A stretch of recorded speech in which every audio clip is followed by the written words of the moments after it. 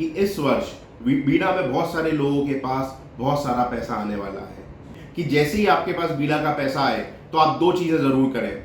एक, उस पर निर्धारित जो आयकर है, जो सरकारी रूप से आपको आयकर देना है, आपको लगता है कि आपकी जो जमीन अधिग्रहण की गई है उस पर आपका आयकर का देनदारी नहीं है, तो ऐसा नहीं है। उस पर जो भी आयकर बन रहा है वो अपने फाइनेंशियल कंसल्टेंट से, वित्तीय सलाहकार से या कहीं से भी किसी के थ्रू आप वित्तीय सलाहकार से तक पहुंच के उसका जो भी कर निर्धारण है वो करवाइए। दूसरा महत्वपूर्ण है कि आप उस पैसे में से कर निकालने के बाद जो टैक्स बनता है उसको देने के बाद जो पैसा आपके खाते में बचता है, उस पैसे में से निश्चित तौर पे कम से कम 50% पैसा अपने भविष्य के लिए निवेश करिए। नमस्कार दोस्तों, आज हम बात करने वाले एक बेहद महत्वपूर्ण मुद्दे पे, जो कि है बीड़ा में आया हुआ मुआवजा। जैसा कि हम सभी को मालूम है कि इस वर्ष बीड़ा में बहुत सारे लोगों के पास बहुत सारा पैसा आने वाला है।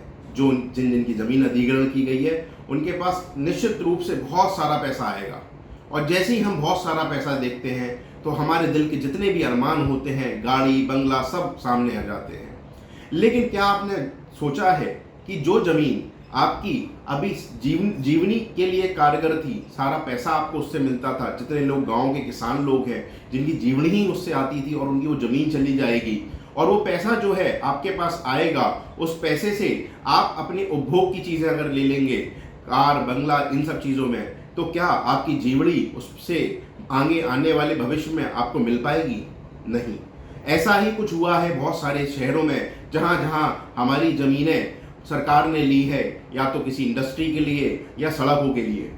पैसा तो बहुत सारा आता है, और निश्चित रूप से जब हमारे पास पैसा आता है तो हमने जीवन में जो जो सपने सोचे होते हैं उनको जीवने का भी वजह लगती है कि इसमें जी लें। लेकिन जिए उसके साथ साथ ये भी निर्धारित करें कि हमारे आने वाले फ्यूचर में हमें किसी के ऊपर निर्भर न होना पड़े।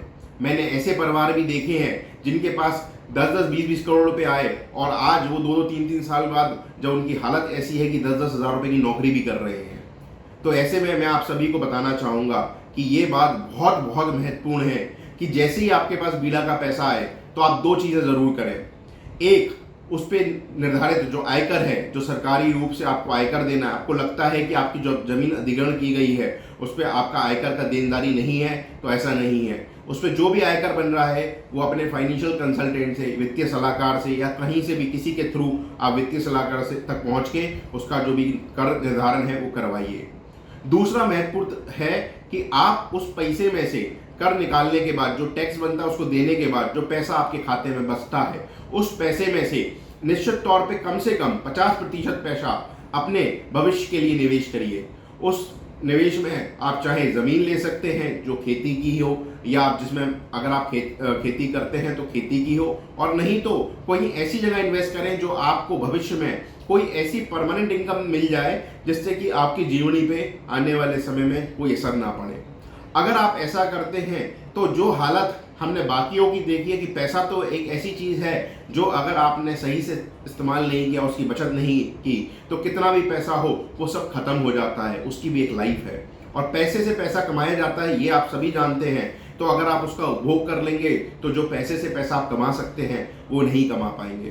तो आप अपना 50% पैसा कम से कम निवेश करें, और जो बचा हुआ 50% है, अगर उनमें भी आपको उपभोग करना है तो वो उपभोग जो बिल्कुल बेहद ज़रूरी हो, जिनके बिना आपकी जीवनी नहीं चल पा रही है, ऐसे ही उपभोग करें। बाकी 50% पैसे में से भी आप कोई धंधा या कोई ऐसी चीज़ निर्धारित करें जो आपकी आज की इनकम को जितनी थी उतनी कम से कम बना पाए, जिससे कि आपकी जो आज की आय है उस पर असर ना पड़े। क्योंकि पूंजी खत्म करके कोई भी जीवनी नहीं चल सकती, पूंजी से कमाए हुए पैसों से तो चल सकती है।